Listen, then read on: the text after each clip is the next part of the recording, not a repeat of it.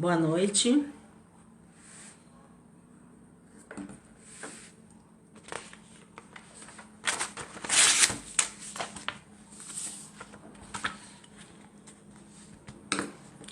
Oi, Márcia, minha convidada já chegou. Ó, já vou te chamar aí, Marcinha, que eu acabei me atrasando um pouquinho. Convidava Léo, Cristiane, Beatriz. Nossa, quanta gente. Pedro, que legal, gente. Tive minha convidada Olá, entrando. Oi, Simone, boa noite. Helenice. Vamos aguardar aí olá, minha convidada. E não estou te vendo.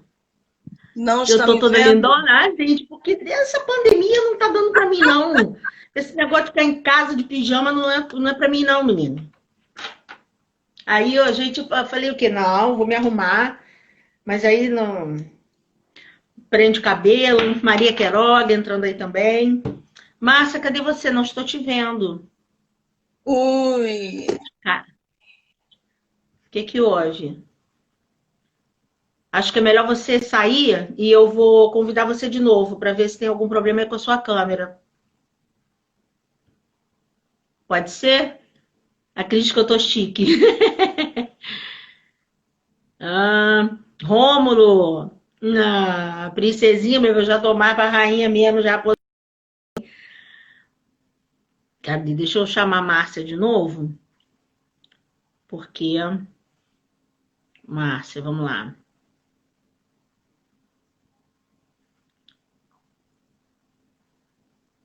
Vamos ver agora, Márcia, se você consegue. E eu preciso colocar o nosso texto. Todos conseguiram baixar o e-book para a nossa live de hoje?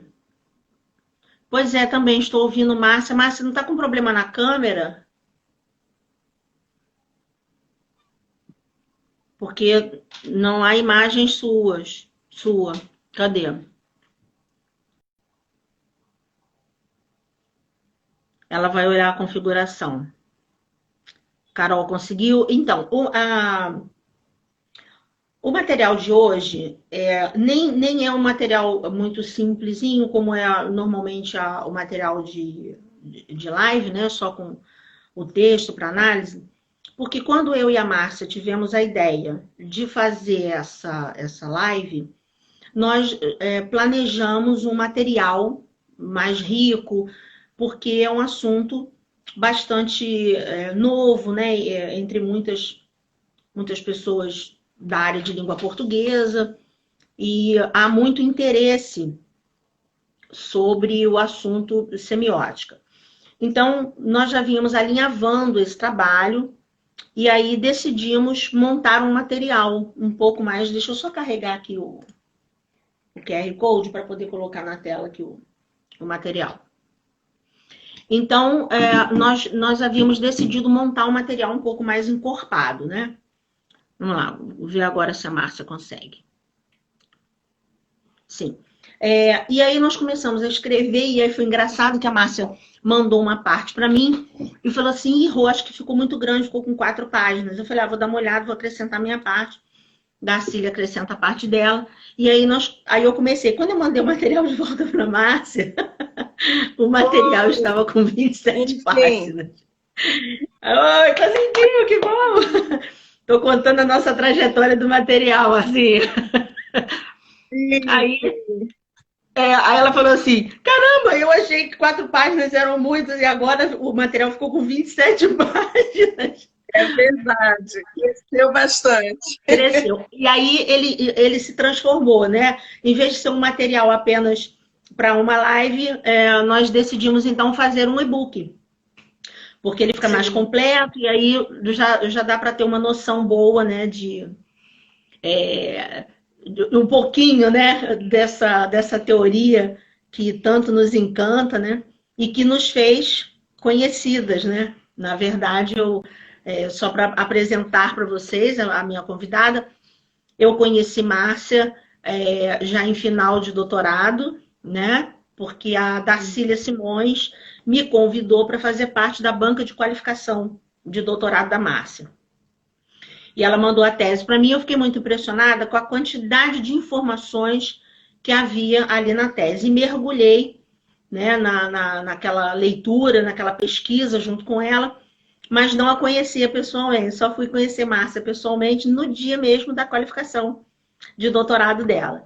E foi uma grata satisfação, porque a gente trocou muita coisa, nós acabamos trocando até telefones, né, para se comunicar melhor. E dali eu tive o prazer de ser convidada para fazer parte da banca de doutoramento da doutora, agora doutora Márcia. E a tese também, né? foi muito bom, né? Aquele dia foi muito bom. E aí foi uma defesa maravilhosa, a banca ficou assim, encantada com o trabalho da Márcia, uma pesquisadora de mão cheia. E agora, posso contar a novidade? Posso? Conta, pode. E aí agora nós duas decidimos trabalhar juntas num produto que a gente ainda não pode contar, porque nós ainda, não é que seja segredo não, é porque a gente ainda está alinhavando, né?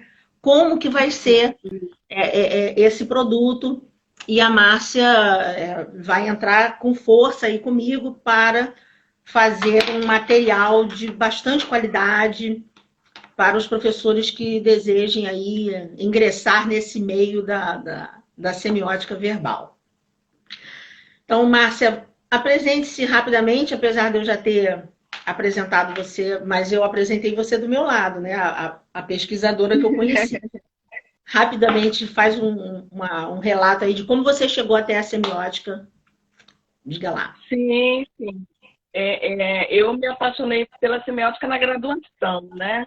Eu já me graduei assim um pouquinho já com os meus 30 e poucos anos, e através de Darcília Simões foi que eu conheci, né, a semiótica. Eu me apaixonei pela forma de interpretação de texto dela, e desde então eu fiquei tipo namorando, né, com a semiótica, com os trabalhos da Darcília, sempre baixando e lendo tudo que ela fazia.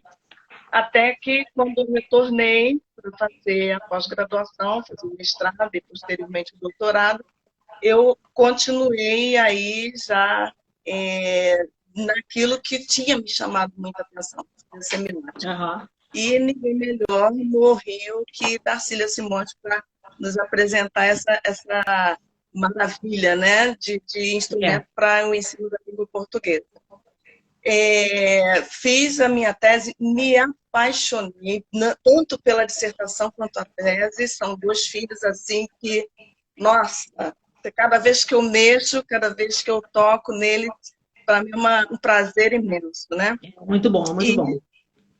Um presente para mim foi ter você na minha banca de doutorado, né?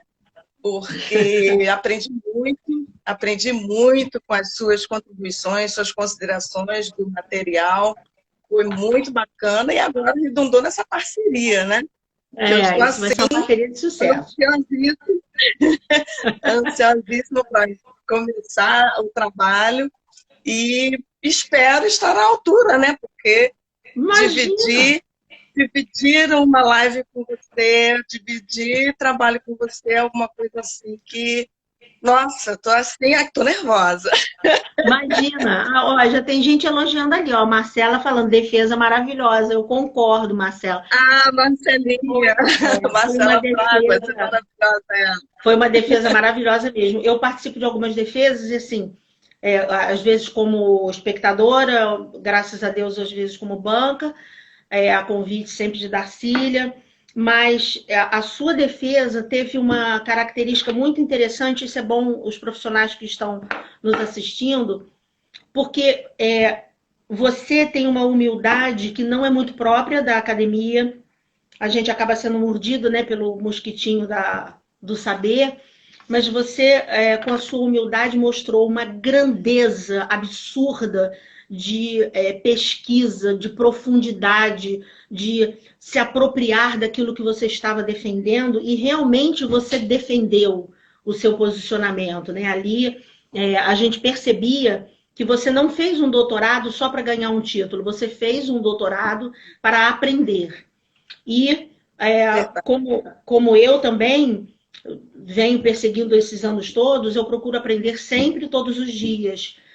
Antes de levantar da cama eu leio, antes de dormir eu leio o dia inteiro, porque nós somos feitos daquilo que nós estudamos, daquilo que nós lemos, não é verdade? Bom, apresentados aí os primeiros momentos, eu gostaria de falar... Tânia Câmara, olha, amiga, que bom que você está aí.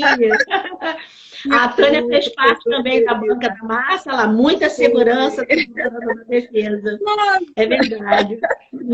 Tá vendo? Que elogio aí de Tânia Câmara, muito bem. Minha filha. Presente.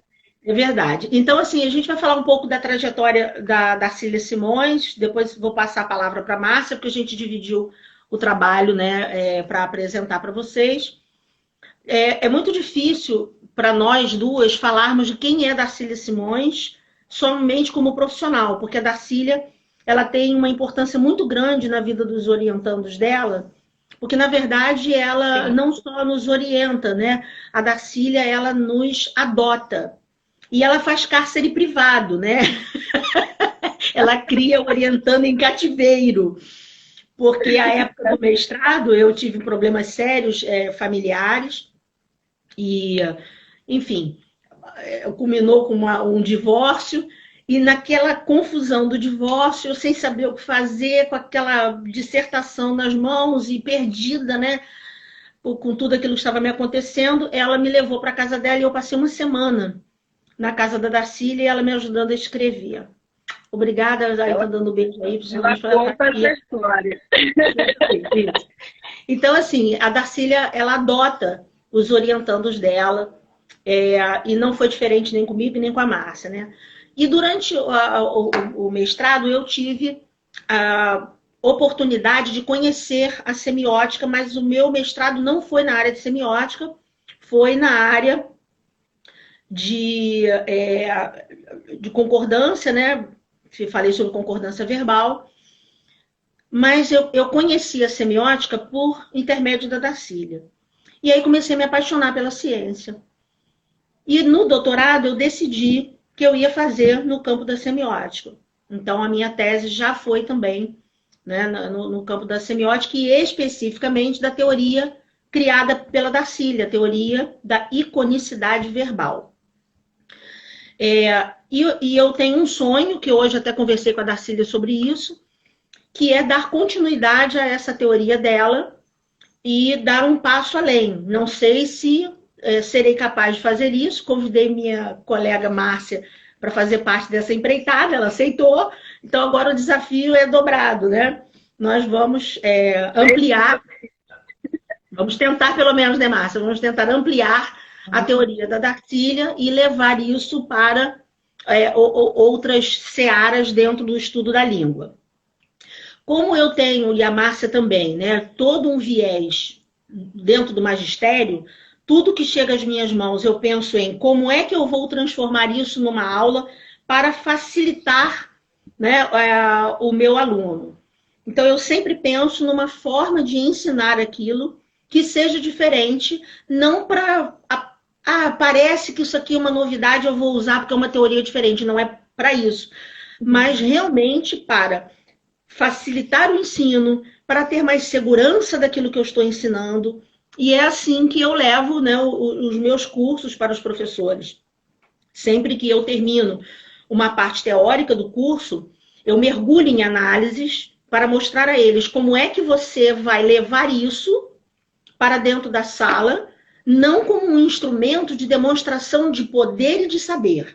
Eu sei essa teoria. Não é isso. Mas, principalmente, para que você possa estar seguro o suficiente, munido de todo o embasamento teórico, que vá ajudar ao seu aluno a compreender melhor a língua, como ele vai usar esta língua.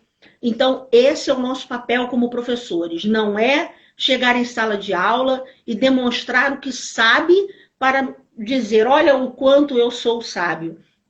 Para mim isso não faz sentido. O que faz sentido é eu ter todo esse conhecimento adquirido para facilitar a minha aula. Primeiro, para eu não dizer besteira. Segundo, para que o aluno possa compreender aquilo, gostar da aula, com metodologias ativas, sala de aula invertida, salas híbridas, um trabalho mais direcionado à gamificação. Nós precisamos nos modernizar. Então, essa é a minha ideia de curso, né? Para ensinar os professores o embasamento teórico, que eu uso, que a Márcia usa, que todos nós usamos, que a Darcília usou o tempo todo nos livros dela.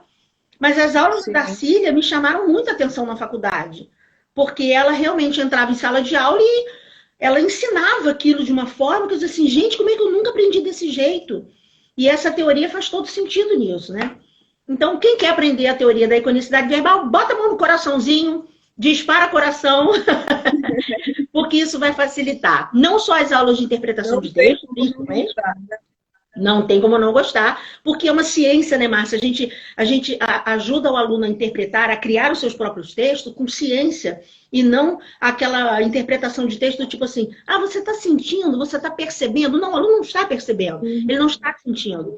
É preciso que esse mergulho seja feito dentro de uma teoria válida e efetiva, para que você possa entrar com segurança, ensinar ao seu aluno a gramática da língua, o léxico da língua, as escolhas que ele vai fazer na hora de escrever e também na hora de reconhecer os textos, usar a pragmática, usar todos os instrumentos que nós temos para ensinar a língua de uma forma mais objetiva, mais expressiva e que faça sentido na cabeça desse aluno. Porque não adianta você chegar lá e dar uma matéria, eu vou dar intertextualidade, você começa a trabalhar uma porção de exemplos, mas aquilo não está fazendo a menor diferença na cabeça dele, né? Então, essa é a nossa ideia, né, de passar para vocês por que a Darcília criou essa teoria.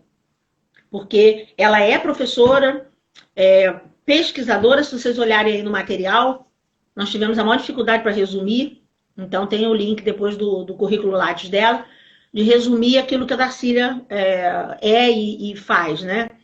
Mas ela é pró-cientista, professora titular de língua portuguesa do Instituto de Letras da Universidade do Estado do Rio de Janeiro e é presidente da Associação Internacional de Linguística do Português. Isso aí foi só assim, um carimbinho embaixo, né? E ela pediu desculpas que ela não ia poder participar hoje porque ela está com uma crise horrível de asma. Falei com ela a tarde toda, mas ela não está bem e está fazendo nebulização, está em casa, mas hoje ela não ia conseguir participar. Bem, então, vou apresentar para vocês, assim, afinal, o que é semiótica, né? Que está aí no nosso material. De cara, uma definição bem simples, né? Que eu procurei dar. Vou ler, assim, o primeiro trechinho para a gente poder discutir. De forma bem simples e para início de conversa, a semiótica é a ciência da modernidade e da investigação. Ela tem denominações diversas que se tornaram recorrentes aí na tentativa de criar um nome, né? O primeiro foi semiologia, e aí fenomenologia, até que hoje, então, nós temos a palavra semiótica, que nós podemos chamar, né, Márcia, de ciência geral dos signos. Ou seja, tudo que significa, a semiótica estuda. Ora, no mundo tudo significa. Tudo que você olha, tudo que você come, tudo que você faz, significa alguma coisa. Então, a gente fala que a semiótica é a ciência geral dos signos.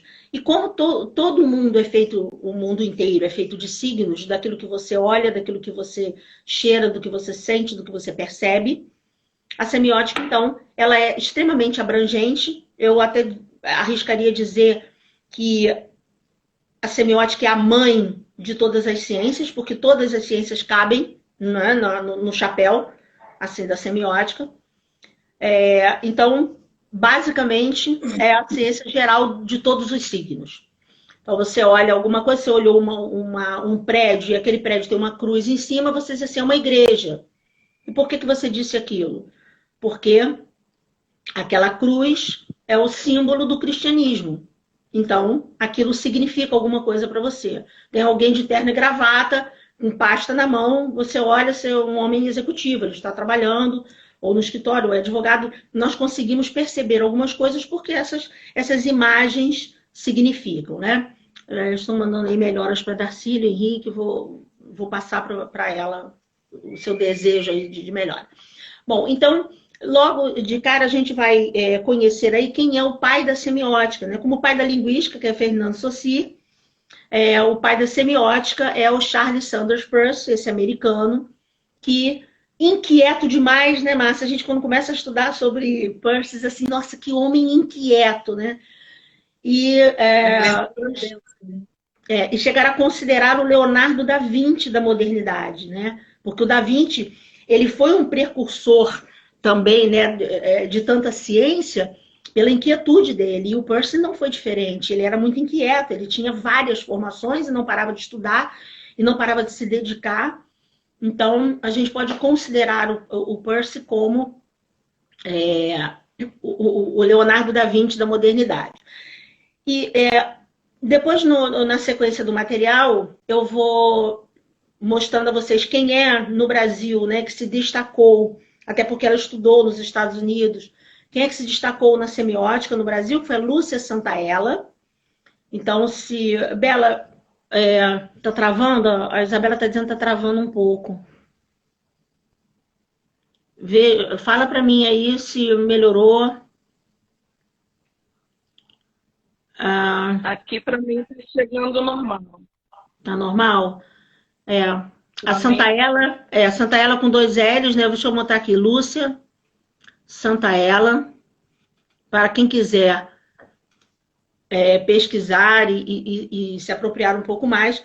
A Lúcia Santaella, no Brasil, foi quem se destacou primeiro em relação à semiótica de Peirce.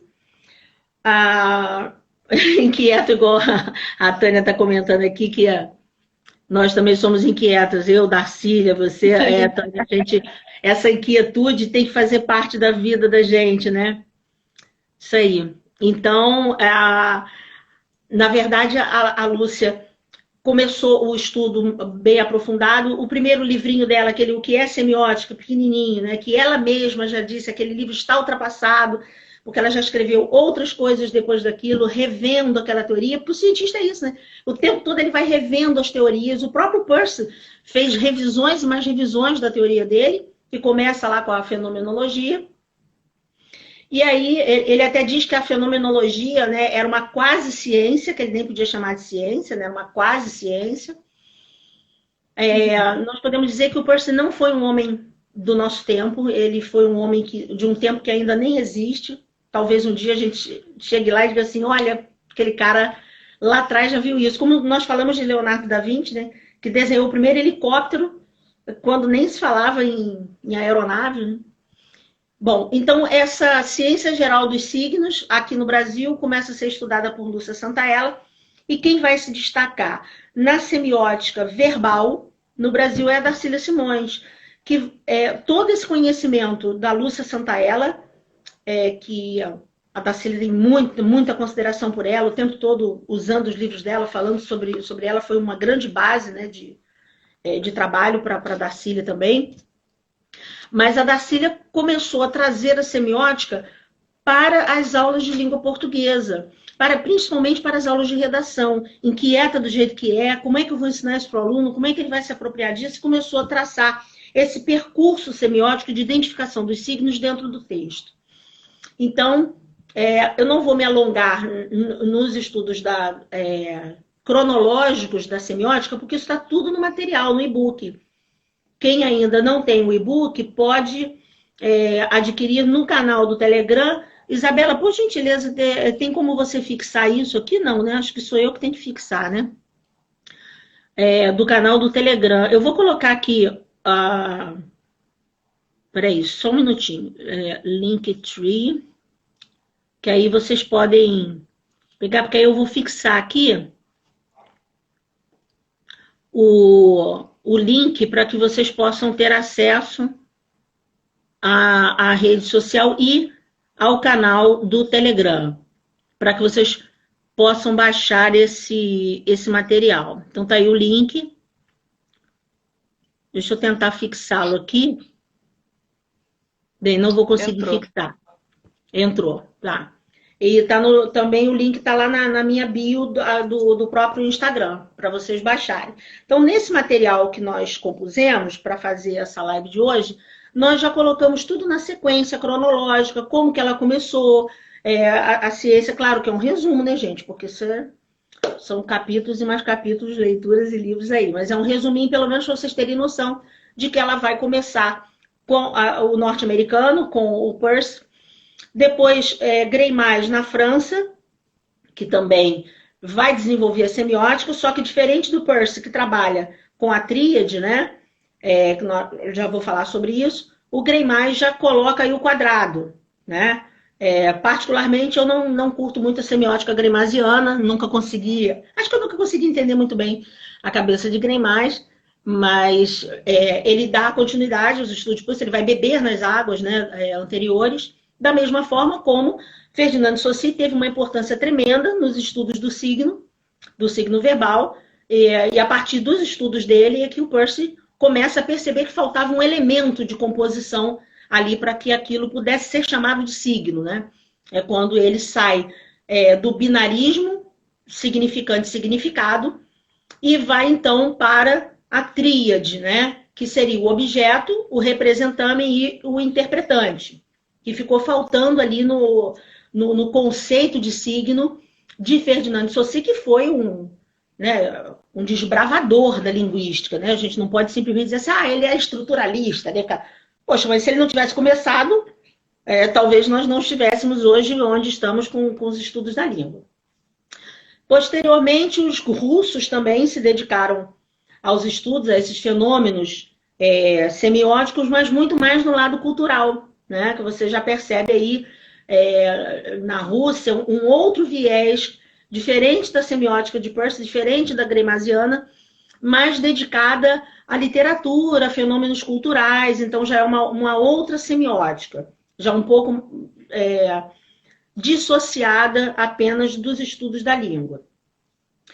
Agora, eu queria falar um pouco do que significa iconicidade, para a gente entrar, então, no triângulo.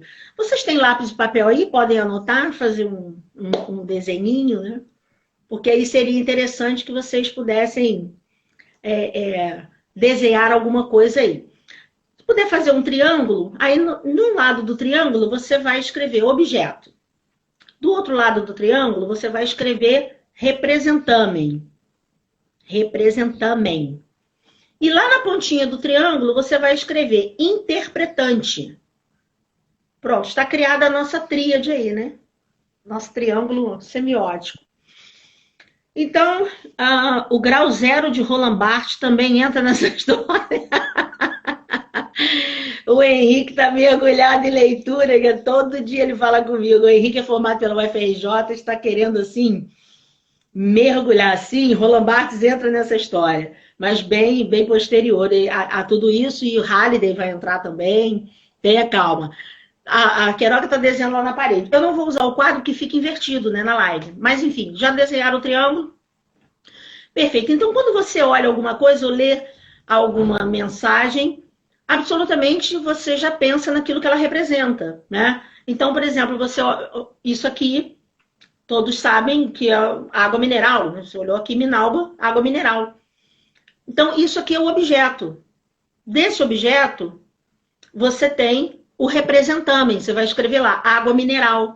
Pronto, aquela palavra representa na escrita, né, o que esse objeto é. Agora, essa relação binária do objeto e da palavra, ela não dá conta de toda a gama de possibilidades de sentido. Ela pode dar conta do significado, mas ela não dá conta do sentido que aquilo tem. Porque você concorda que isso daqui tem um valor para mim, para você, Márcia, para todos que nos assistem, diferente do valor que ela tem lá no deserto do Saara? Com certeza. Não é? De acordo com a experiência de vida de cada um. Exatamente. Aí, olha, vem experiência, a cultura, o momento em que você está, é um conjunto de possibilidades de leitura da vida, do mundo, do signo, do objeto, que vão determinar o que aquilo tem de sentido para cada um.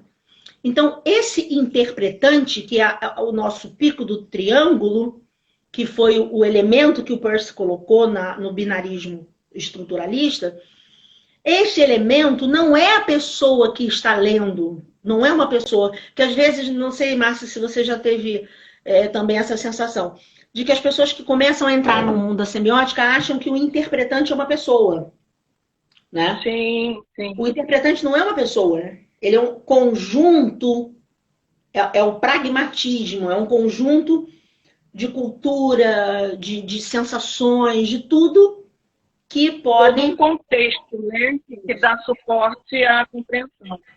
Exato, é o contexto histórico, o contexto social, é o contexto, acho que foi o Henrique que falou de Roland Barthes, é o contexto com o qual o Barthes vai trabalhar, o Halliday também, que vão trabalhar aquelas funções da linguagem diferentes das funções de Jacobson, que são funções estruturalistas. O Halliday já vai mergulhar nas funções triádicas, né, do signo verbal especificamente. Então, o que vai acontecer? Esse interpretante, ele é um conjunto de possibilidades pragmáticas de você interpretar aquela relação entre o objeto e o representante deste objeto. Então, a semiótica, minha gente, ela trata do estudo dessa tríade. É claro que nós estamos aqui fazendo uma pincelada muito superficial para que vocês possam compreender isso, para eu entrar com a Márcia aí no estudo dos textos, né? Mas a profundidade desse estudo da tríade é muito grande, né? Que aí nós vamos para aquelas sensações de primeira idade, segunda idade, terceira idade. Mas isso são estudos aprofundados. A nossa live não tem a intenção de aprofundar o assunto. É só colocar vocês de frente para a semiótica para que vocês tenham a curiosidade de pesquisar uma ciência relativamente nova para o Brasil, mas que dá conta de explicações, inclusive gramaticais. Professora Cláudia Kozlovski, que acabou de entrar, fez um comentário uma vez numa live que eu fiz com a Glícia, a Márcia também estava assistindo a live. Eu fiz análise de um poema e fiz a observação de que, até um determinado momento do poema, aquele Ser Mulher, né, da Gilca Machado, em que ela era submissa, aliás, em que ela tinha o sonho de agir o que ela não podia, os predicados eram verbais. A partir do momento que ela que ela percebe que ela não pode nada disso, porque ela é mulher, o predicado é nominal, né?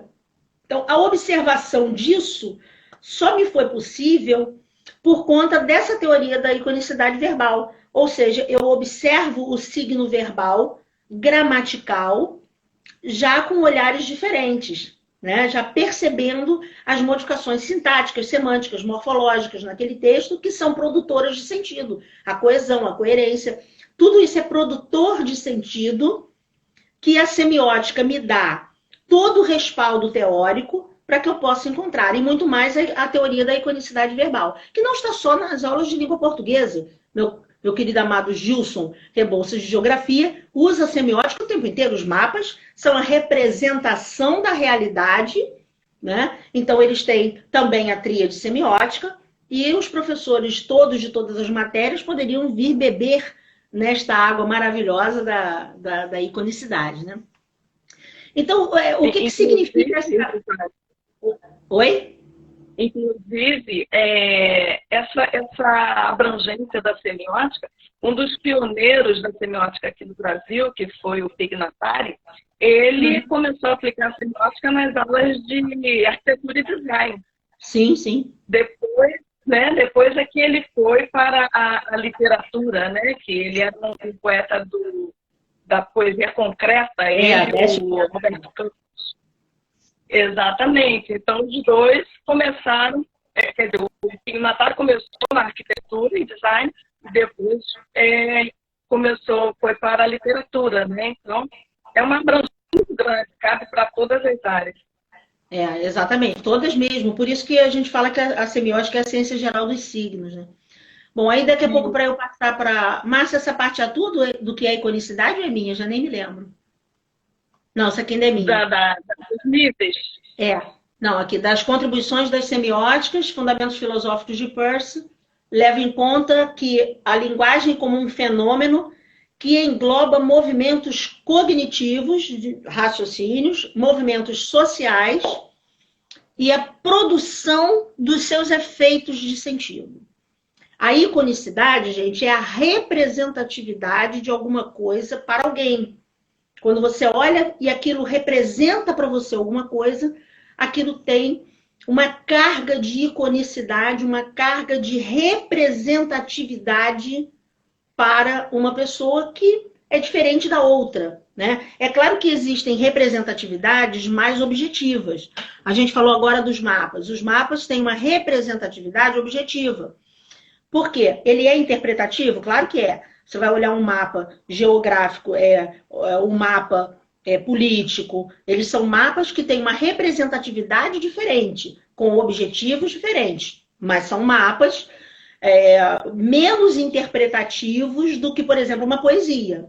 Então, existem graus diferentes de iconicidade, maiores ou menores. Há coisas que têm uma altíssima iconicidade, outras têm baixa iconicidade ou uma iconicidade média, ou seja, qual é o grau de representatividade daquilo na sua vida ou em determinada matéria. É disso que trata a iconicidade. Eu queria achar o controle do ar-condicionado, porque eu estou começando a suar aqui horrores.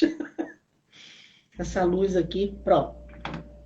Então, é disso que nós falamos. E quando a Darcília fala de teoria da iconicidade verbal, ela cai de cabeça ali dentro do ensino da língua para mostrar que as palavras, elas são repletas de representatividade dentro de culturas, dentro de uma determinada língua, para determinadas pessoas. Então, o que aquela palavra representa dentro daquele discurso? Como é que você reconhece, por exemplo, você está dando uma aula de gramática, aí como é que você vai reconhecer lá com o seu aluno o objeto indireto e o complemento nominal? Qual é a diferença? Qual é a palavra que vai ser indutora, né, daquela classificação? Então, como é que eu vou ensinar para o meu aluno? Você precisa olhar que o complemento nominal vai estar associado a um nome e o objeto indireto vai estar associado a um verbo. Então, o verbo e o nome são aquelas pistas, né, que o aluno vai olhar para que ele possa identificar um determinado termo. Nós fazemos isso mais ou menos por intuição quando ensinamos, né?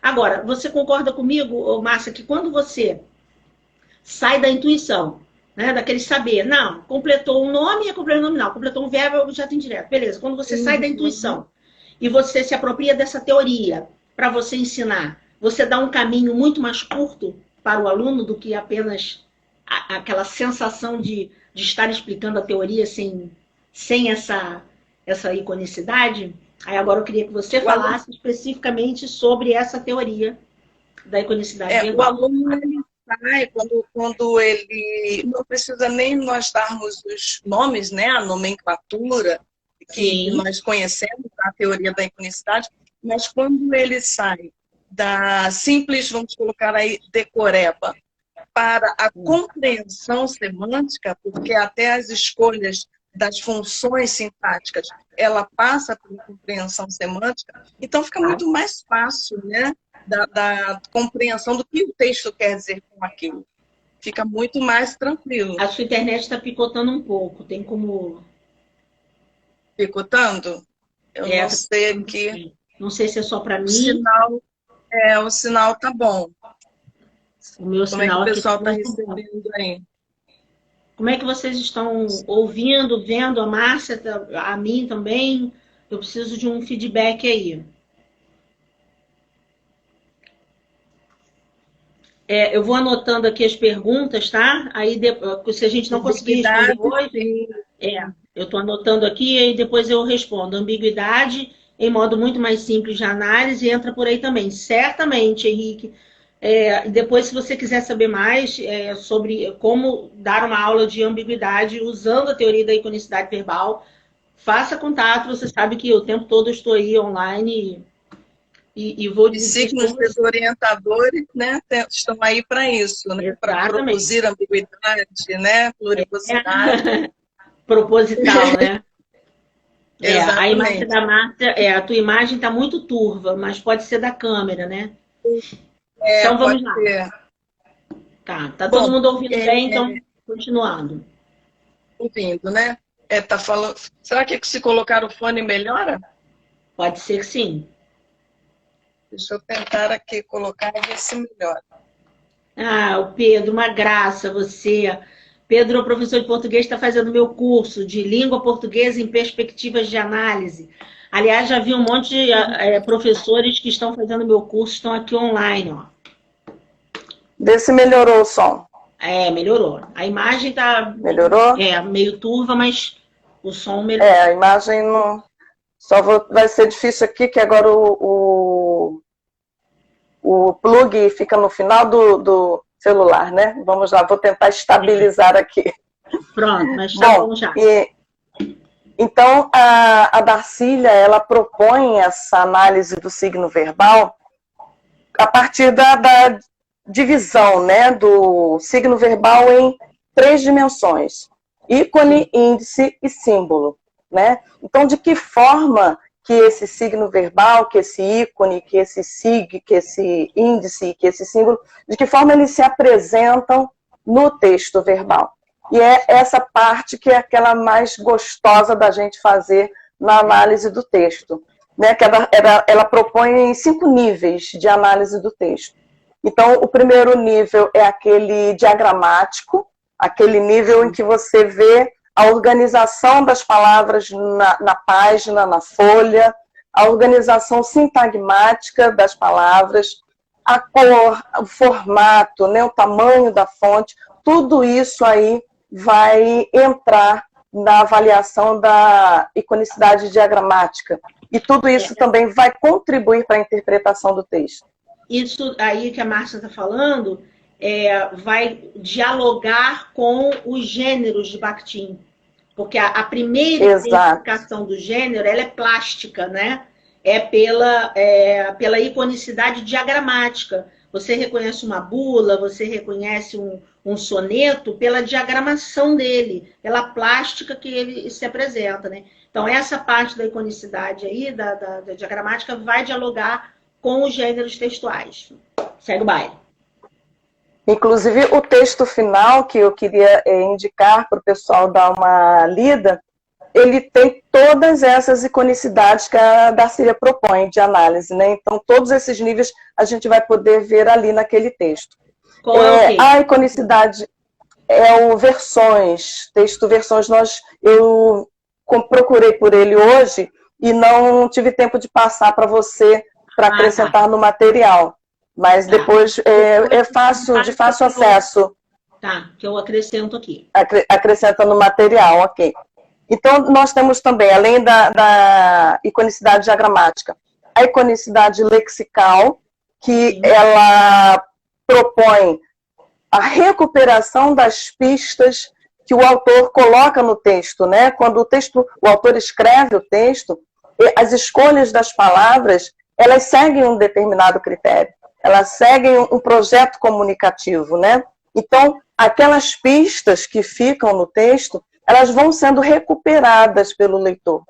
E no momento em que o leitor recupera essas pistas, ele vai construindo a semiose textual, né? Então, as palavras, a escolha das palavras não é aleatória. Essa escolha tem todo um fundamento e tem toda a base semiótica para que a gente possa ensinar o aluno a interpretação do texto, né?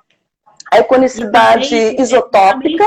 E também para escrever, né? Porque quando você ensina essa iconicidade para o aluno, né? O reconhecimento das pistas num outro texto, ele começa a ficar mais atento na hora de produzir o seu próprio texto, né? Então, como ensinar isso ao aluno? Eu acho que esse é o objetivo de todo professor, né? Como é que eu vou ensinar ao meu aluno? Vou dar uma aula de redação para ele.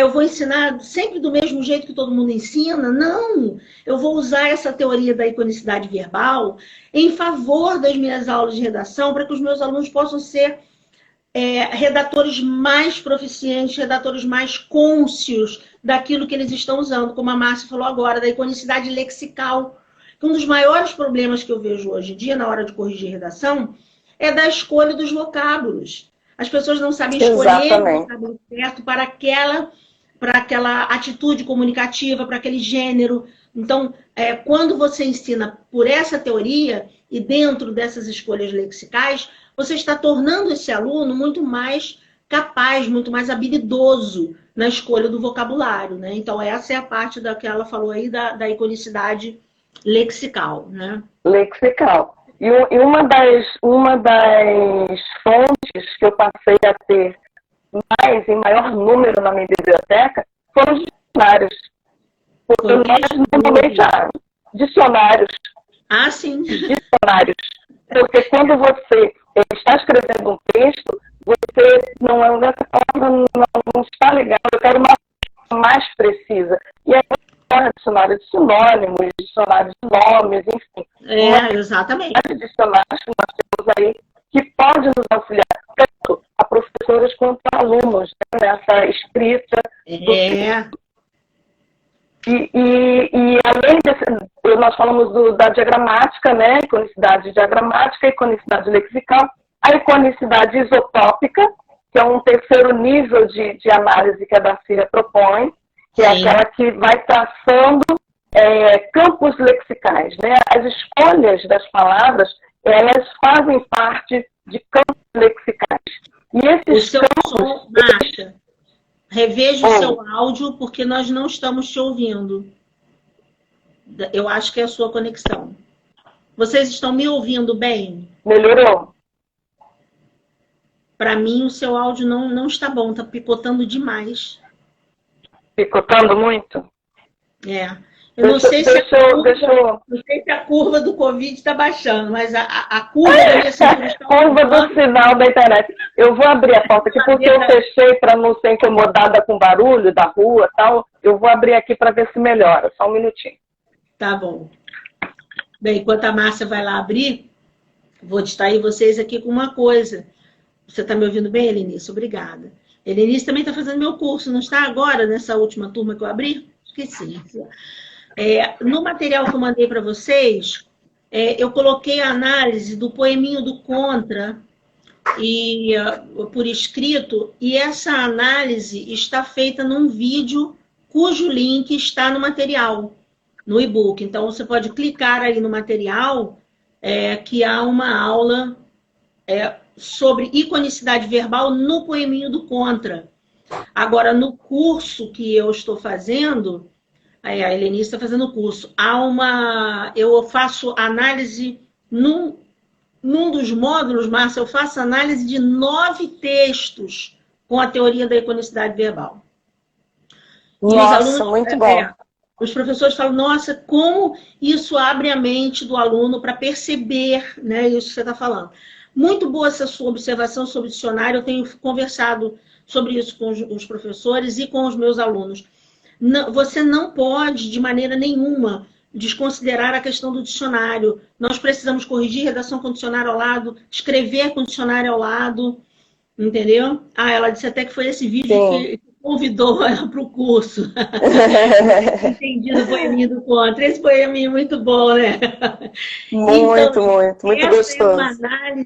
É uma análise feita com base na teoria da Darcília, com base na teoria da iconicidade verbal. E disso que a Márcia falou, né?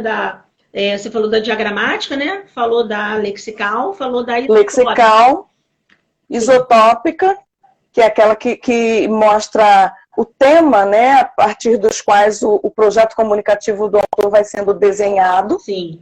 Então, e por mais essa questão que eu queria ressaltar, o aspecto científico da semiótica.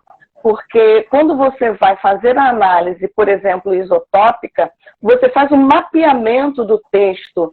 É um trabalho cirúrgico, né? Você vai traçando, recortando as palavras para agrupá-las por campos lexicais, por isotopias, e posteriormente você vai fazer a análise daquilo. Então, não é uma ciência do achismo. É uma ciência realmente de trabalho detalhado, de trabalho atento, para que a gente possa oferecer ao aluno ferramentas possíveis Sim, de compreensão do texto. Em ferramentas palpáveis, né? Não só você dizer para ele, isso é do que é o que é, porque eu estou dizendo para você, não. Porque a pista... Exatamente. Agora, Por que a gente entende isso do texto? Ah, porque o autor quis assim. Ou porque você né? tira uma manga, ou tira uma da cartola. Exatamente.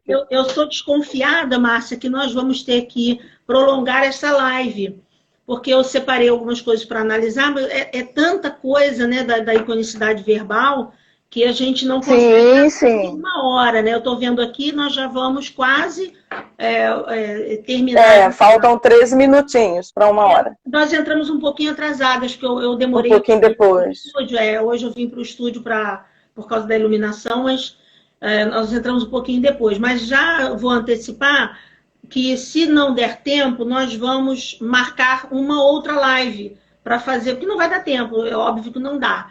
Mas hoje não vou poder ficar, porque hoje eu tenho o meu neto, que estava aqui assistindo, está fazendo 15 anos. Meu neto! E aí, depois da live, nós vamos fazer uma chamada de vídeo para cantar parabéns. E meu genro também de Brasília, faz aniversário hoje. Então, vamos fazer uma chamada para cantar aí uma coisa diferente, né? Mas que então, bacana, muito bom. Mas vale a pena depois nós fazermos uma live. Vamos fazer no YouTube, que nós podemos ficar mais tempo. Sobre exatamente essa questão da isotopia. Porque, olha, levanta o dedinho aí. A outra diz que eu estou entregando a idade. Mas eu não tenho problema em falar da idade, não. Acho ótimo. Levanta o dedo aí. Quem é que quer fazer uma aula gratuita? Vamos fazer uma masterclass juntas, Márcia, de isotopia? Maravilha. Maravilha, vamos. Eu quero saber, vai levantar o dedinho aí quem quer essa masterclass. Nós vamos fazer análise, só análise, sem teorias. Vamos fazer análise de vários textos juntas. Eu faço de um, Márcia faz de outro, eu faço de um, Márcia faz de outro. Nós vamos utilizar isso no YouTube. Agora, quem quiser fazer vai ter que clicar nos coraçõezinhos pra gente, que nós vamos planejar essa aula maravilhosa aí para vocês, para fazer análises diagramáticas. Ah lá, os corações já estão subindo, hein? Diagramáticas, sintagmáticas. O pessoal fala, eu quero. É isso aí, todo mundo, é isso aí. Nunca tinha entendido. Vocês vão adorar e vão mergulhar na semiótica como eu e ela mergulhamos aí, né? Aí, olha só, no material que nós fizemos para vocês, tem essas explicações, né? Claro que tem, vocês são professores, vão conseguir fazer aí uma boa leitura. Então, Márcia, minha proposta é a seguinte: a gente não vai conseguir fazer a análise total disso. Eu queria só te interromper para falar do livro da Darcília, que eu até esqueci de subir com o livro, mas ele está no material, né? Que é Para uma Teoria da Iconicidade Verbal, da editora Pontes. Esse livro abre a mente para que você entenda um pouco mais sobre a teoria da iconicidade verbal. E eu já conversei com a Darcília, eu vou colocar o link da venda do livro no site. Vou botar lá na lojinha o link do livro para quem quiser adquirir. Ela está fazendo uma promoção do livro, e aí eu vou colocar o link lá. E, claro, um dos módulos do meu curso de Língua Portuguesa em Perspectivas de Análise, como eu faço, são 4 módulos, um dos módulos é a teoria da iconicidade verbal, é semiótica. Né? Então, nós já temos aí, Márcia, corações demais, e já temos que marcar essa aula. Já temos que Vamos marcar, porque, olha, tem muito texto bom, muito texto. Inclusive, eu queria falar um pouquinho lá na aula da minha dissertação sobre vidas secas, mostrar como foi o percurso de compreensão e a proposta de leitura, porque hoje a gente vê vidas secas com um olhar, e eu queria mostrar o olhar semiótico do livro. É muito bom, muito bom. Vai ser maravilhoso. Não é porque é meu filho, não. Olha, tem uma professora aqui que perguntou, o nome do livro é Para uma Teoria da Iconicidade Verbal, Darcília Simões. E o livro está, a capinha do livro está no e-book. Você pode baixar o e-book gratuitamente. Toda semana eu coloco um e-book no meu canal do Telegram, para vocês poderem aí abraçar um pouco. Eu acredito, ô Márcia, fazendo um comentário sobre a iconicidade isotópica, eu acredito que seja, de todas, uma das mais difíceis de você, tanto de ensinar, quanto de compreender. Porque ela vai depender muito de conhecimentos de mundo, conhecimento enciclopédico, de recuperação, de histórias que às vezes a pessoa não tem. Né? Você, por exemplo, aquele livro... Inclusive... fala. Sim. Inclusive, a Darcília, ela menciona esses dois pontos para que a compreensão do texto seja completa, né? Um é o potencial do texto, potencial icônico do texto, e o outro é o potencial de leitura do aluno. E aí entra a parte do professor de municiar esse aluno com as informações necessárias para a compreensão do texto que o professor vai oferecer, né? Porque um dos fatores de textualidade, né, a coerência, o grau de informatividade do texto, o aluno só vai reconhecer as isotopias textuais se ele realmente tiver conhecimento cultural, enciclopédico, daquele assunto. Quando ele não tem, qual é o papel do professor? É levar para ele o conhecimento. O de mundo é difícil, porque a gente está na sala de aula, mas assim, levar para ele por meio de vídeo, por meio de uma letra de canção, da intertextualidade, textos, para que ele possa reconhecer os processos de isotopia, né? O que é isotopia dentro do texto, para ele poder reconhecer ali naquele texto. Como eu ia dizendo, a Marina Colasanti, esse livro que ela escreveu, Hora de Alimentar Serpentes, ela faz uso de intertextualidade o tempo todo. E eu percebi, eu apliquei esse livro numa turma de 3º ano, né? Eu percebi que a turma entendia muito pouco ou quase nada da maioria dos minicontos. Eu fiz uma análise completa dos 13 contos de histórias de insônia com a minha turma deste ano, de 3º ano, que eu continuo dando aula no ensino médio. A minha turma deste ano, de 3º ano, fiz uma análise completa dos 13 contos de insônia.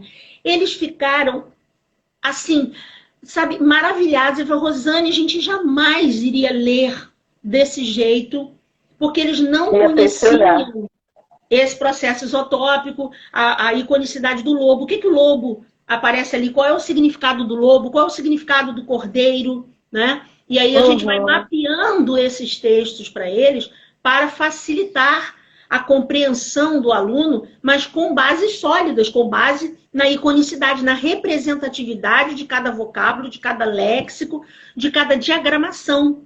Né? Eu coloquei no texto aí apenas o prólogo desse livro, né? Enfiou a serpente na agulha, ponto. E começou a costurar. Você sabe, ô Márcia, que eu dei 50 minutos de aula com esse prólogo? Acredito. Acredito. Sem enrolação, 50 minutos de aula com enfiou a serpente na agulha, ponto, e começou a costurar. Esse é o prólogo do livro. Foram 50 minutos de aula nesse prólogo. E aí fica aqui o convite, né? Vou fazer não 50 minutos, porque vocês são professores, é mais rápido. Mas vamos fazer a análise de todos esses contos, esses trechos que nós colocamos no material. Na nossa próxima aula, vamos anunciar já para a semana que vem, né? Não vamos demorar, não. De repente, com certeza. Com certeza. É bom ser sequencial, que é para o pessoal poder juntar, né? Não vou sair de casa mesmo. A gente não vai sair de casa mesmo. Nem tão cedo. É isso aí. Então, nós vamos marcar. Mas não vou marcar à noite, não. Vou marcar durante o dia. Mesmo quem não possa assistir, depois pode fazer rever o vídeo. Porque a gente vai deixar no canal do YouTube. A Dani Pessoa, que é uma aluna minha, foi minha aluna na UERJ, agora está fazendo o meu curso. Ela disse que essa aula mudou a vida dela. Acredito que seja digamos assim, desse conto, né? Desse que você mencionou. Isso. Desse pontinho que ela coloca entre as orações coordenadas ali. Então, esta semana está, ó, já pré-agendada, hein, gente? Nós vamos fazer essa aula no YouTube, que aí no YouTube não tem esse negócio de ficar 1 hora. A gente pode ficar até 3. Fica gravado lá, isso. Gravado, é. E nós vamos fazer, então, toda a análise desses textos com base na teoria da iconicidade verbal. Na verdade, essa live teve um propósito muito interessante, despertar a curiosidade de vocês.